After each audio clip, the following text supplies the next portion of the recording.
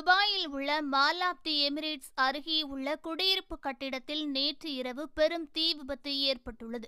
துபாயின் அல்பர்ஷாவில் உள்ள time toppers hotel அடுக்குமாடி குடியிருப்பில் இந்த தீ விபத்து ஏற்பட்டுள்ளது. இந்த தீ விபத்தில் அடுக்குமாடி குடியிருப்பு கட்டிடத்தின் தரைத்தளம் முதல் மேல்தளம் வரை என கட்டிடத்தின் ஒரு பகுதியில் தீ வேகமாக பரவி உள்ளது. இது குறித்து சமூக ஊடகங்களில் வெளியான வீடியோவில் தீ வேகமாக பரவுவதும் தீயணைப்பு வீரர்கள் தீ அணைக்க போராடுவதும் இடம்பெற்றுள்ளது. அருகில் உள்ள ஹோட்டல் ஊழியர்கள் கூறுகையில் தீ விபத்துக்குள்ளான கட்டிடத்தில் வசித்த பாதிக்கப்பட்ட குடியிருப்பாளர்கள் அருகில் உள்ள தங்குமிடங்களுக்கு மாற்றப்பட்டதாக கூறியுள்ளார்கள்.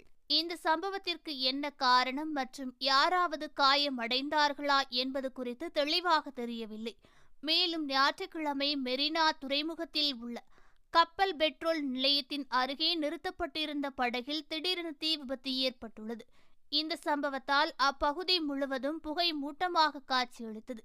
இருந்தபோதிலும் அரை மணி நேரத்தில் தீ அணைக்கப்பட்டதாக அமீரகத்தின் சிவில் பாதுகாப்பு அதிகாரிகள் கூறியுள்ளார்கள்.